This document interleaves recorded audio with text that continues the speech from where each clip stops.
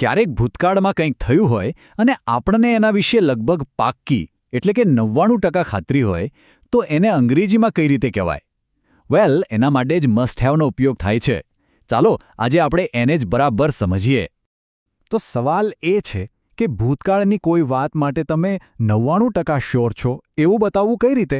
માની લો કે કોઈ મિત્રનો ફોન બંધ આવે છે અને એ મોડો પણ પડી રહ્યો છે, તો તમે શું અનુમાન લગાવશો? એના માટે એકદમ પરફેક્ટ રીત છે. અને એનો જવાબ છે મસ્ટ હેવ. બસ આ 2 શબ્દો. આ એક એવી રચના છે જે આપણને ભૂતકાળની ઘટનાઓ વિશે એકદમ મજબૂત તાર્કિક અનુમાન લગાવવામાં મદદ કરે છે. આ કોઈ હળવું અનુમાન નથી, પણ એકદમ પાક્કી ખાતરી છે. ચાલો તો હવે સીધા જેના સ્ટ્રક્ચર પર જઈએ.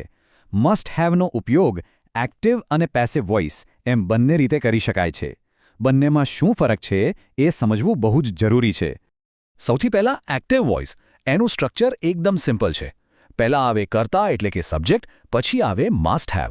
એના પછી હંમેશા ક્રિયાપદનું ત્રીજું રૂપ એટલે કે V3 જ આવે અને છેલ્લે કર્મ એટલે કે ઓબ્જેક્ટ. બસ. હવે વાત કરીએ પેસિવ વોઇસની. અહીંયા થોડો ફેર છે. વાક્યની શરૂઆત ઓબ્જેક્ટથી થાય છે, કર્તાથી નહીં. પછી આવે મસ્ટ હેવ બીન. જોયું? અહીંયા આ બીન શબ્દ ઉમેરાયો છે. આ જ મુખ્ય તફાવત છે. અને પછી તો એ જ ક્રિયાપદનું ત્રીજું રૂપ અને છેલ્લે બાય સાથે કરતા. તો ટૂંકમાં વાત એટલી જ છે કે જ્યારે પણ કોઈ મસ્ટ હેવ વાપરે છે ત્યારે એનો મતલબ એવો થાય છે કે એ વ્યક્તિને લગભગ 99% ખાતરી છે કે એ કામ ભૂતકાળમાં થઈ ગયું છે. આ કોઈ હવામાં કરેલી વાત નથી, પણ કોઈ પુરાવાના આધારે કાઢેલું મજબૂત તારણ છે. સારું. હવે આ બધા નિયમોને પ્રેક્ટિકલ ઉદાહરણોથી સમજીએ. એટલે તમને આઈડિયા આવશે કે એક્ટિવ વાક્યને પેસિવમાં ફેરવવું કેટલું સહેલું છે. ચાલો પહેલું ઉદાહરણ જોઈએ. એક્ટિવ વાક્ય છે she must have finished the report. મતલબ તેણે રિપોર્ટ પૂરો કરી જ દીધો હોવો જોઈએ. હવે આનું પેસિવ કરવું હોય તો ધ રિપોર્ટ જે ઓબ્જેક્ટ છે એ આગળ આવી જશે અને વાક્ય બનશે the report must have been finished by her. જુઓ, અહીં મસ્ટ હેવની સાથે બીન લાગી ગયું. ચાલો બીજું ઉદાહરણ જોઈએ એટલે આ પેટર્ન મગજમાં બરાબર બેસી જાય. એક્ટિવમાં આપણે કહીએ દે must have completed the project. હવે આનું પેસિવ શું થશે? એકદમ સાચું, ધ પ્રોજેક્ટ આગળ આવશે અને વાક્ય બનશે the project must have been completed by them. અને આ રહ્યું છેલ્લું ઉદાહરણ. એક્ટિવ વાક્ય છે he must have written the email.